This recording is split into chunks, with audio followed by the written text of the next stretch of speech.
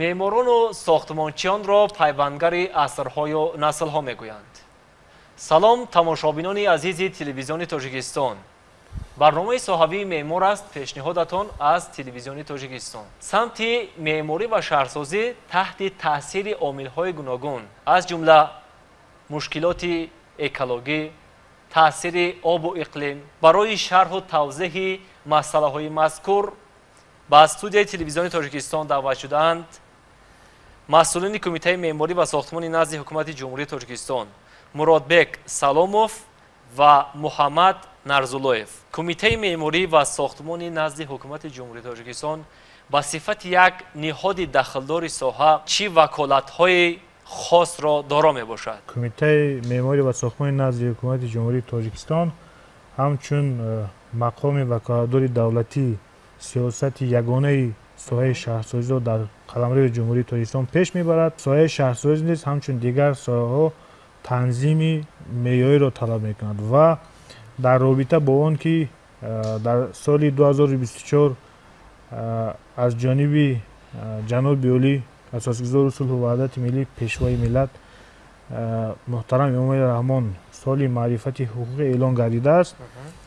کمیته معماری و ساختمان نیز در سال جاری طبق نقشه کارهای علمی تحقیقاتی سال 2024 از نوسازی و تکمیل‌دهی یک قطار صنعت‌های ساحه معماری و شهرسازی را به نقشه گرفته است. پیش از همه ضرورت تکمیل‌دهی این صنعت‌ها وابسته به آن است که رشد ساحه شهرسازی، ساختمان، استحصال مسائل، استفاده بری بنا و انشاءات، رشد معرفت مردم، همه این عامل‌های میباشند که صنعت‌های معیاری بازم تکمیل داده شوند. یعنی با واسطه مقررات‌های صنعت‌ها بازم شرایط بهتر و خوبتر رو برای زندگانی، برای کار و فعالیت و غیره مهیا سازیم. از این لحاظ در سال جاری طلبات‌ها به معیارهای تحریزی مؤسسه‌های تعییناتی گوناگون از جمله بناهای استقامتی، از جمله مؤسسه‌های اجتماعی خدمت‌رسانی یعنی مکتب‌ها، باغچه‌های کودکان، مرکزهای خدمت‌رسانی و غیره را ضرور شماریدیم که تکمیل دهیم و با این وسیله با وارد کردن تغییرات‌ها در ترکیب معیار هم چه از قبیل طلبات‌های تکنیکی باشد چه از قبیل طلبات‌هایی که با حضور و حلاوت نگرانده شده است یعنی ضمن استفاده بری وارد سازیم. کمیته معماری و ساختمان نزد حکومت جمهوری تاجیکستان در همکاری با دیگر زیرساخت‌ها و تشکیلات‌های خود با کدام دستاوردهای مشخص در سمت همین معماری و شهرسازی نائل گردید؟ امروز در اساس استراتژی رشد ساحه ساختمان که از سال 2022 از جانب حکومت تصدیق گردیده است، آماده کنی کادرها و با تکمیل اختصاص فرا گرفتن آنها یک امر معمولی شدگی است. از این خاطر با دستگیری به واسطه حکومت جمهوری تاجیکستان جهت اجرای دستور و سپارش‌های اساسگزار صلح و وحدت ملی پیشوای ملت محترم امام رحمان سال جاری گروهی از متخصصان با دولت‌های امارات متحده عرب با دولت قطر برای تجربه آموزی سفربر کرده شدند. یعنی ضرورت برای شهرساز، برای معمار این پیش از همه آموزشی تجربه عیانی خیلی یعنی با ثمر می باشد. از این لحاظ متخصصان ضمن آموزشی تجربه بناسازی، تجربه تحریزی در حدودهای نزد ساحل و غیره ها برای در عمل جاری کردن یعنی در ساحل های رودخانه و کول های کلان آبانبار هایی که ما داریم راه اندازی نمودن تجربه های این کشورهای پیشرفته وابسته شده بودند. طول 5 ماه فعالیت از جانب تشکیلات های سیستم کمیته یک قطار لایحه های انگاروی بنا و انشاءات هایی که از جانب حکومت جمهوری تاجیکستان به طریق آزمون کاربری شده بودند اشتراک نمودند و ضمن بررسی لایحه های مذکور از جانب هیئت کمیسیا باهای بلند گرفتن و این یکی از نشاندادها، یکی از توجه مخصوص با از جانب اساسگزار صلح و وحدت ملی پیشوای ملت محترم امام رحمان می باشد که به سایه شهرسازی در هر یک برآمد، در هر یک در پیام ها بارها تاکید میکنند که در این سند بازم چقدر که امکانیت هست، یعنی زمینه کادری، زمینه معیاری و غیره رو سفربر نماییم تا اینکه رشد ساحه رو با طلبات امروزه معاصر یعنی تامین نماییم. تا کدام اندازه تجربه آنها را میتوان در جمهوری تاجیکستان استفاده نمود؟ البته در مقایسه با رشد ساحه شهرسازی در ما پیشرفتی تمامی ساحه البته از اقتصادیات کشورها وابسته دارد و ما نیز هنگام سفر از اساساً توجه ما با تحریزی حدود محله های اولنشین، حدود محله های خدمترسانی، جاگیرانی بیناها و تا چه اندازه پیشبینی نمودن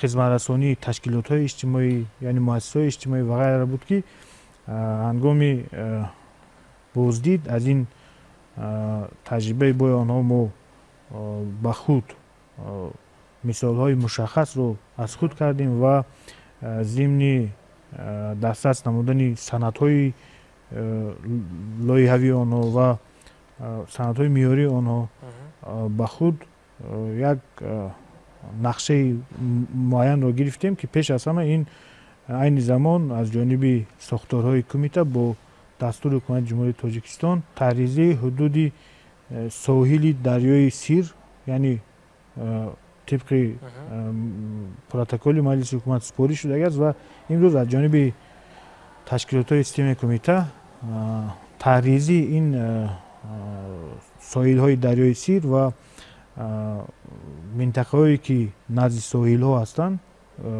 کاربری رفته است. یعنی امروز از جانب پژوهشگاه ها تهیه لایحه مفصل با نقشه‌گیری همین حدودها با نظر داشت تجربه‌ای که در بالا گفته گذاشتیم ادامه دارد. جهتی با زمان معاصر مطابق نمودن بنا و انشاءات سال 2024 فرمایش به تصویر رسید که یعنی باید تمام بنا و انشاءات دارای پنل های آفتابی باشند. یعنی هنگام لایحه کشی، هنگام گذشتن از ریاست اکسپرتیز دولتی همین جزء بینابد گرفته شود. خب میخواستم فراتر وابسته به همین مسئله شما روشنی میانداختید. با مقصد اجرای دستور سپارش‌های حکومت جمهوری تاجیکستان این چنین جهتی اجرای هدف‌هایی که در استراتژی رشد اقتصادی سبز در جمهوری تاجیکستان آمده است، کمیته معماری و ساختمان نزد حکومت جمهوری تاجیکستان فرمایش را دایر به پیشبینی نمودن منبع علاوگی برای تامین برق، تامین انرژی برق از حساب پنل های آفتابی به تصویب رسانید. مقصد از قبول این سمت یعنی مقصد از با طلبات حتمی فرا گرفتن تامین منبع الटरनेटिव्ی از حساب پنل آفتابی این است که هنگام در حالت خاموش گردیدن برقی که از منبع معمولی گرفته می شود امکانیت داده شود که در بیناهای بلندوشانه، در مؤسسه های تعلیمی، مؤسسه های تندرستی و غیره ها تا یک شبانه روز ذخیره برق برای استفاده برای حدودهای عمومی بیناها یعنی برای بینای استقامتی بلندوشانه این روشناکی زینه‌پایه ها، سیستم های کاری لیفت ها یک عدد نه کمتر از یک عدد لیفت، این چنین کاری نساس های آب تامین کننده که بسیار مهم ارزیابی می شود برای بیناهای بلندوشانه همین می باشد. این چنین در مکتب ها نیست همچنین تامین برق در دهلیزهای عمومی، در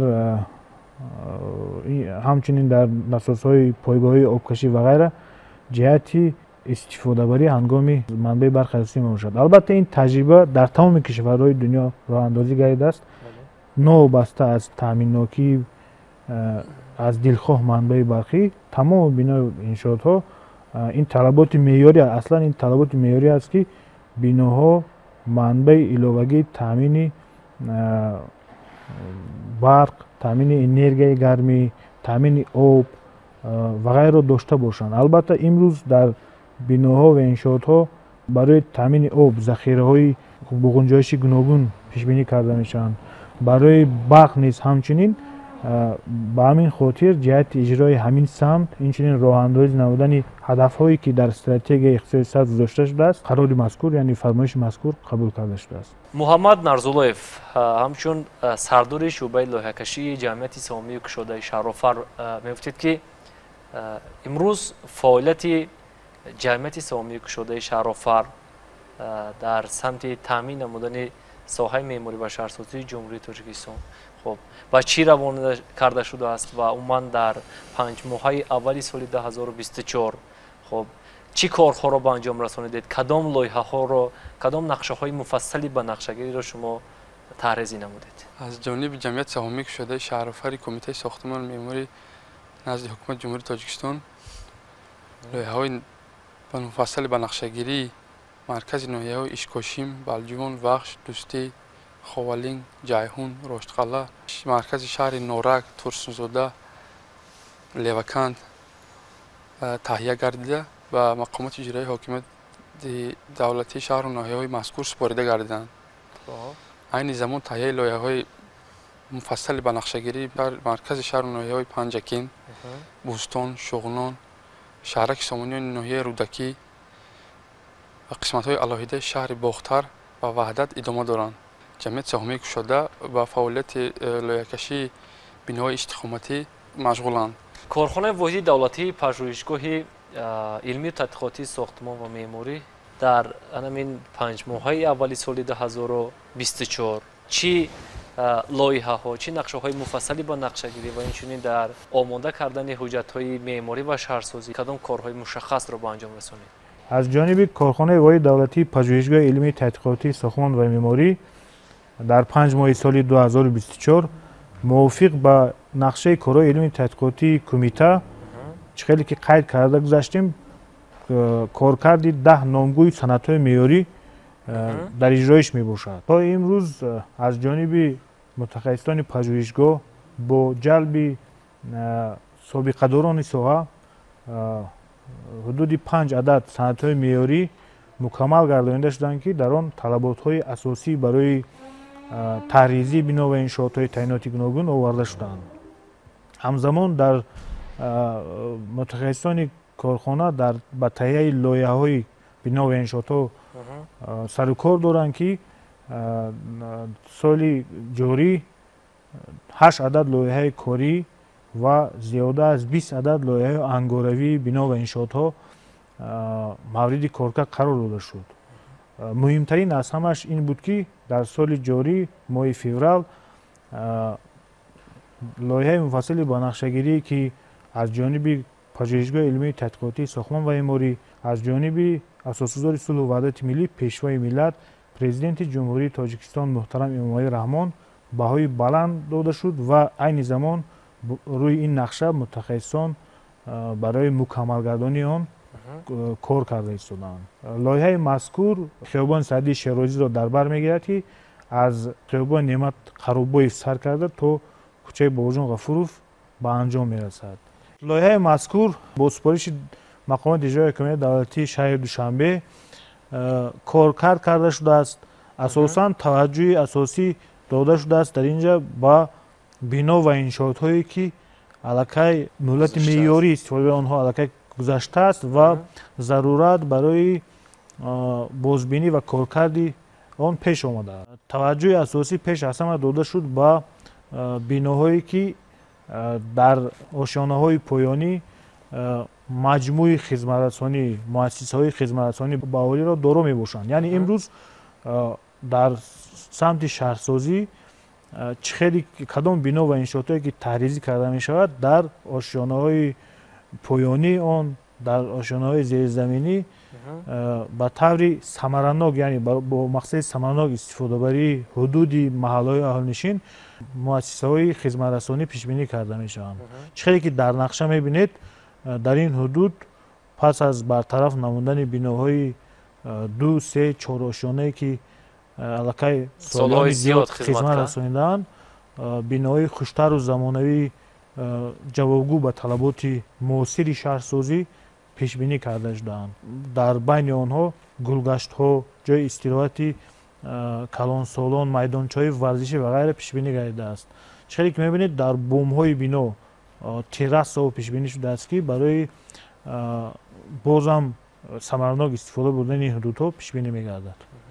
хуб, аламин таҳияи нақшаҳои муфассали ба нақшагирӣ ё ин ки оддӣ карда гӯем сохтани бинои иншоот дар шакли маҷмуавӣ ё комплексӣ аз таҷрибаҳои нав барои кишвари мо дар самти соҳаи меъморӣ ва шаҳрсозӣ мо мебошад ва ин як дар чанд солаи охир аллакай роиҷ гардидааст.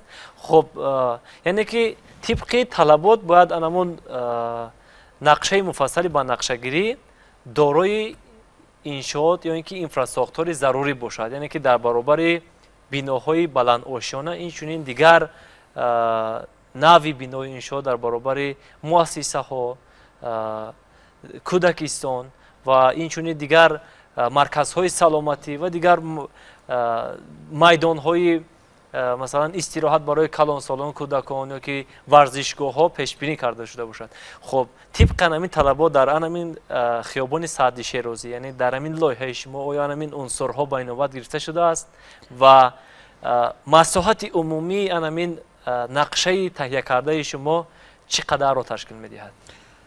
ҳудуди лоиҳаи мазкур ин 85.9 гектарро ташкил медиҳад. пеш аз ҳама ҳаминро бояд қайд намоем ки имрӯз барои фароҳам овардани шароити мусоид ва дастрас ба аҳолӣ зарурат пеш омадааст ки, яъне таҷрибаи ҷаҳонӣ нишон медиҳад ки чӣ қадар муассисаҳои хизматрасонӣ бояд ба манзили зист наздик бошад. ба ин хотир чӣ хеле ки шумо гуфта гузаштед, лоиҳакашии тариқи маҷмуавӣ имкон медиҳад ки дар ҳудуди муайяни маҳаллаи аҳолинишин бо назардошти инфрасохтори хизматрасонии иҷтимоӣ аз ҷумла мактабҳо, боғчаҳо ва ғайра таҳризӣ карда шавад. дар ҳудуди мазкур, ҳудуде ки ҳозир болош сухан мегӯем, аз навсозии 4 адад боғчаи бачагон ва сохтмони як мактаби ғунҷоиши зиёда аз 2000 нафар таҳризӣ карда шудааст. яъне шумораи аҳолӣ вобаста ба ташкилотҳои хизматрасон мутобиқ карда шудааст. тарҳҳое ки пеш мо доштем, муассисаҳои хизматрасонӣ марказонида шуда буд. яъне дилхоҳ агар мо маҳаллаҳои аҳлинишине ки айни замон вуҷуд доранд нигоҳ кунем, дар маркази онҳо як муассисаи хизматрасонӣ ягона пешбинӣ шудагӣ аст ва тамоми атрофи онҳо бо биноҳои истиқоматӣ пур карда шудаанд. яъне имрӯз ҳам сохти иқтисодӣ, ҳам шароити зиндагӣ моро водор месозад ки мо бо нигоҳи нав тарҳҳоро таҳризӣ кунем ва аз оне ки мо дар зери ҳамаи биноҳо муассисаҳои хизматрасонӣ пешбинӣ мекунем, ин пеш аз ҳама ин муҳайё кардани шароити беҳтар мебошад. ба ин мақсад дар лоиҳаи мазкур тамоми ҳамин нозикиҳои ҳамин самт ба инобат гирифта шудаанд ки ин сарчашма мегирад бозам аз дастур, супоришҳои ҳукумати ҷумҳурии Тоҷикистон ва ғайраҳо. солҳои охир умуман дар ҷомеаи ҷаҳон ман дар самти меъморӣ ва шаҳрсозӣ чанд ибораҳои нав яъне ба вуҷуд омадааст ки ин ба монанди шаҳрҳои ҳушманд ё ки хонаҳои ҳушманд, смарт сити. хуб, то кадом андоза анами дар самти меъморӣ ва шаҳрсозӣ, яъне ки шумо меъморон лоиҳакашон зимни офаридан анамин талаботҳоро ба инобат мегиред? хуб, пеш аз ҳама айни замон аз ҷониби мутахассисон лоиҳаи мазкур зери коркард қарор дорад ва аллакай самт муайян карда шудааст ки мо бояд пеш аз ҳама барои خودکار کردن سیستم‌های پرتودورکنی، برای خودکار کردن سیستم‌های نظارتی بی‌خطری، اینچنین استفاده سیستم‌های نظارت کننده و تنظیم کننده درآمد و رفت آدم‌ها، پیش از همه به بی‌خطری نگرانده شده است، روانه کرده شده است. همچنین تنظیم استفاده بری آب به شکل اتوماتیک، یا اینکه الکی در حدود شهر دوشنبه برای استفاده برق سیستم‌های بیلینگی پیش بینی شده است. یعنی امروز الکی در تمام لایه‌هایی که از نو تنظیم می‌شود حتما قسمی برق تامین کنی با نظر داشت حساب کننده بیلینگی پیش بینی می‌شوند که این بازم برای ثمرناک استفاده برای انرژی مساعدت می‌نماید. همزمان در بنا و انشاءات مذکور الکی هدف گذاشته شده است که هنگام استفاده بری طرحریزی سطح کنسترکسیون شفاف، یعنی ویتراژ ها و تریزه ها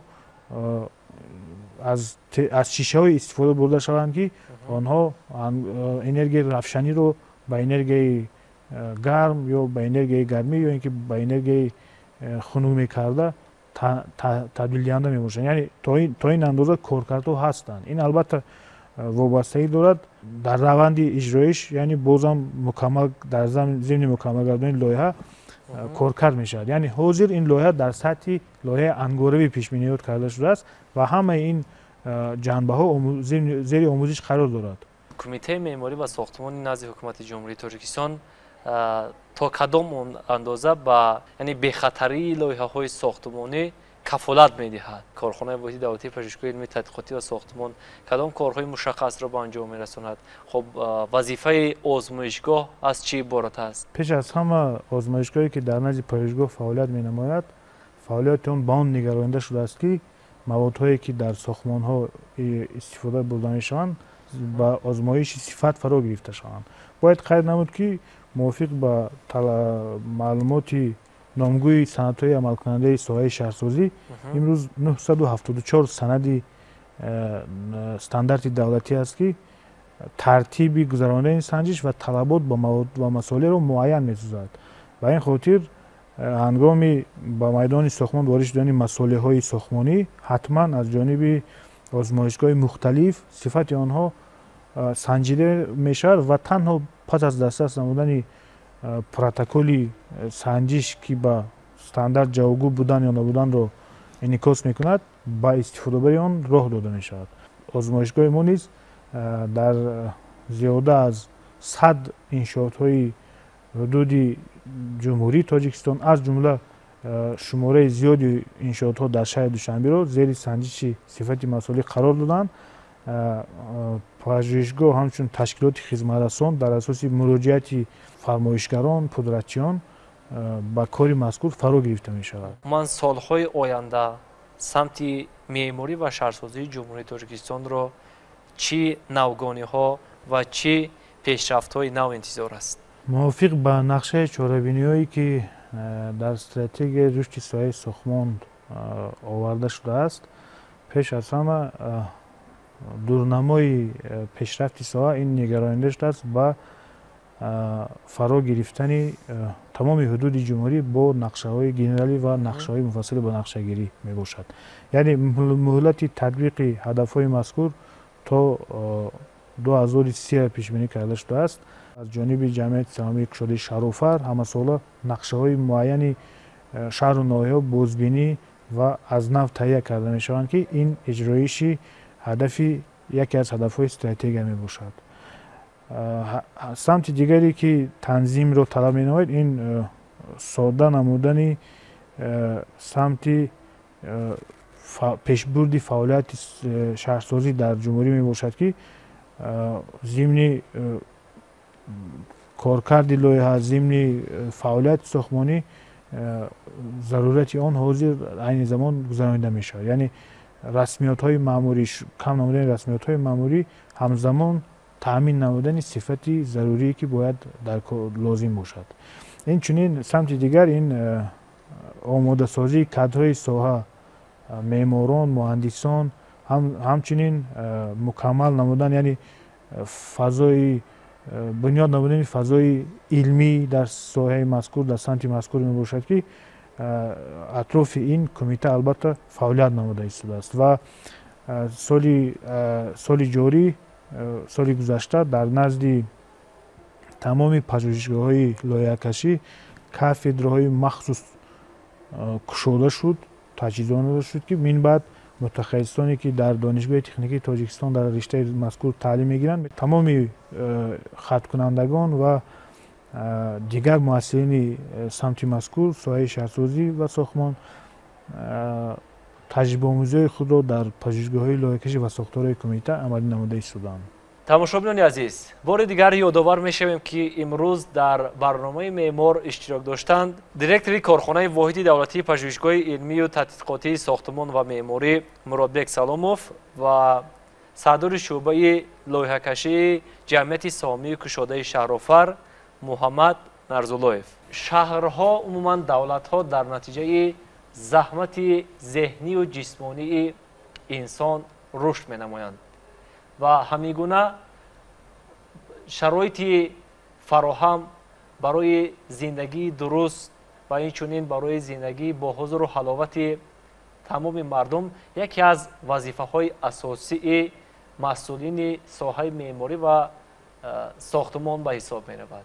тамошобинони азиз, дар ин ҷо имрӯз мо вобаста ба муҳимтарин масоили меъморӣ ва шаҳрсозии ҷумҳурии Тоҷикистон суҳбате доштем бо масъулини кумитаи меъморӣ ва сохтмон ва албатта дар барномаҳои дигари меъмор атрофи дигар соҳаҳо ва дигар ҷузъҳои меъморӣ ва шаҳрсозӣ ҳарф хоҳем зад ва дар ин ҷо вақти ба барномаи меъмор ҷудо гардида ба итмом расид.